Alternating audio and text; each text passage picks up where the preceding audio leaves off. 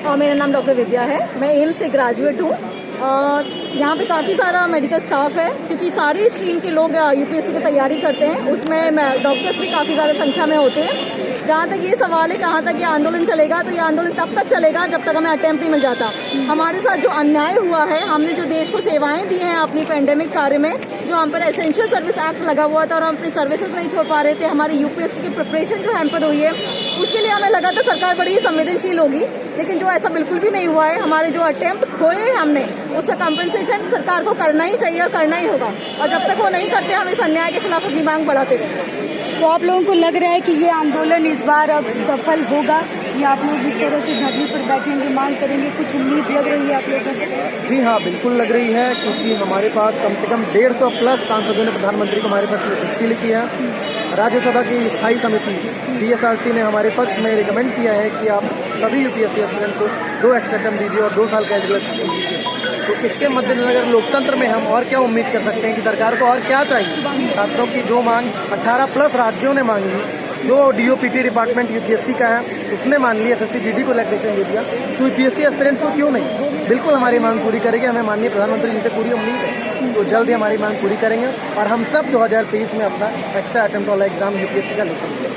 तो आप अपना नाम बताइए। आप लोग यहाँ पर धरना ओल्ड राजेंद्र नगर में जो अभ्यर्थी हैं, यूपीएससी के अभ्यर्थी, उनके साथ में मिलकर धरना कर रहे हैं। क्या अगला आप आज धरना करेंगे, क्या अगले दिन कोई और मतलब किसी और तरह से प्रदर्शन करने का इरादा है? मैम, कल भी हमारा धरना ही प्रदर्शन रहेगा।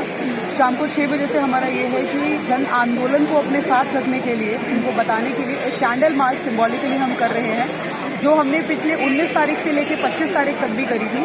पहले 26 तारीख को हमारा ये प्रोटेस्ट होने वाला था, लेकिन 26 तारीख को प्रोटेस्ट की हमारी परमिशन कैंसिल कर दी गई थी। उसी चीज़ को आगे बढ़ाते हुए सेम तरीके से जो परमिशन हमें तब नहीं मिल पाई थी और कैंडल मार्च जो हमने सिंबॉलिकली आगे रखा था, उस कैंडल मार्च को हम आज भी परफॉर्म करेंगे, जो 6 बजे से हमारा स्टार्ट होने वाला है।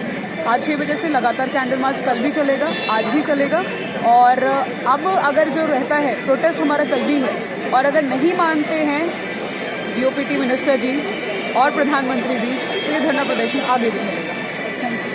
सरकार की तरफ से आपकी किसी से बात हुई है, कोई प्रतिनिधि से कोई बात हुई है?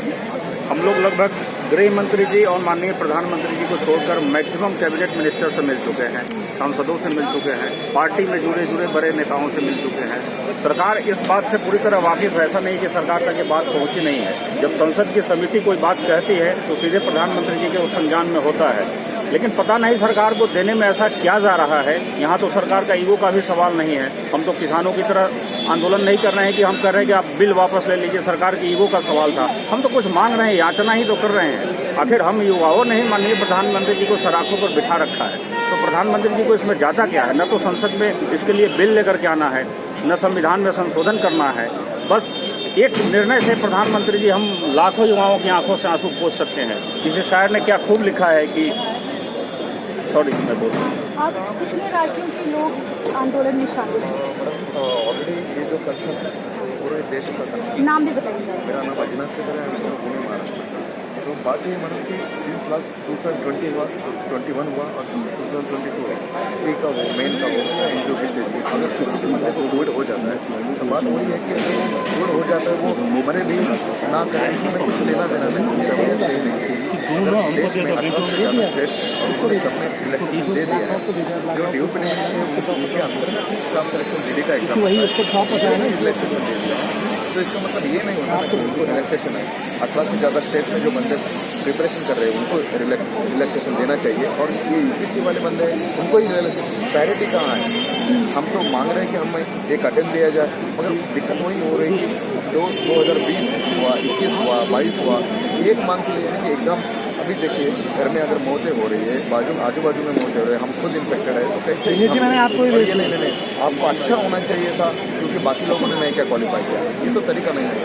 तो कितने लोग इस आंदोलन में शामिल है, कितने छात्र लगभग? कितने छात्र लगभग शामिल है? 2020, 2021, 2022 यानी कि हमारा, मैं 2020 से बिलोंग करता हूँ, तो मेरे वक्त में एटलीस्ट 30,000 अराउंड स्टूडेंट थे। तो उसके बाद भी बढ़ते गए, आज 1.5 लाख से भी ज़्यादा स्टूडेंट हैं जिनको ज़रूरत है कि आप रिलैक्सेशन दे दीजिए। जब 1.5 लाख छात्रों के भविष्य का सवाल है आपका। बिल्कुल बिल्कुल बिल्कुल। और हमारा मानना ये है कि इसमें कोई गलत नहीं है। हम कुछ ऐसी दूसरे या रिजर्वेशन या कुछ और जो बहुत ज़्यादा कंटेंशियस मुद्दे होते हैं वो तो बात ही नहीं होती। बात इतनी है कि आप सुनिए बात सही से सच में दिक्कत थी। आपको भी पता है, आप कई सांसद हैं जिनको कोरोना हुआ था, वो उस सदमे से गुजर चुके हैं। एटलीस्ट एक ह्यूमैनिटी के ग्राउंड पे सोचना चाहिए कि अरे भाई मतलब वो तो दर्द समझते होंगे तब। बिल्कुल बिल्कुल वही है हमारे यहाँ। तो देखिएगा यहाँ पर छात्र हैं, ये अभ्यर्थी हैं, यूपीएससी अभ्यर्थी हैं। देखिएगा हम आपको पीछे दिखाएंगे ओल्ड राजेंद्र नगर में यहाँ पर ये यूपीएससी अभ्यर्थी हैं। उनका सिर्फ एक ही मांग है कि हमें एक्स्ट्रा अटेम्प्ट दिया जाए। लंबे टाइम से मांग रही है और कोर्ट तक ये लोग गए हैं, लेकिन अभी तक इनकी मांग पूरी नहीं हुई है। इनका कहना है कि हम सरकार से सिर्फ और सिर्फ एक मांग कर रहे हैं। 1.5 लाख अभ्यर्थियों के भविष्य का सवाल है। कम से कम सरकार है जो है उसको अभ्यर्थियों की तो सुननी चाहिए। जो यहाँ पर जो अभ्यर्थी बैठे हुए हैं, यानी कितने परिवार इससे उनसे जुड़े हुए हैं, कम से कम इनकी एक मांग सिर्फ है। तो इस एक मांग के साथ में सरकार को आकर इनकी मांग पूरी करनी चाहिए। यूपीएससी अटेम्प्ट दो, कैमरा पर्सन मुनीश भल्ला के साथ यूपीएससी अटेम्प्ट दो।